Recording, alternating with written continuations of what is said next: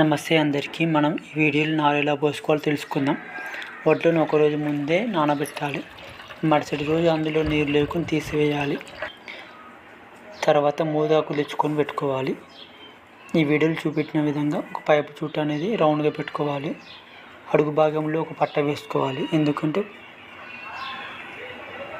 మొలకలు అనేవి వచ్చినాక ఈ భూమిలోకి పాతుకుపోవడం వల్ల మనం తీసేటప్పుడు మొలకలు అనేది ఇరిగిపోద్ది. ఈ విధంగా ఇరిగిపోవడం వల్ల మొలక అనేది మనకు లాస్ అయ్యింది. తర్వాత నానబోసిన వడ్లు తీసుకొని వచ్చి అందులో పోయాలి. మొత్తం అయిపోయాక ఆ వడ్లను సమానంగా అనుకోవాలి.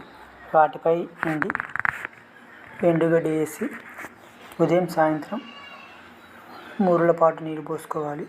నీళ్ళు పోసినాక మొలకలు అనేవి వస్తాయి.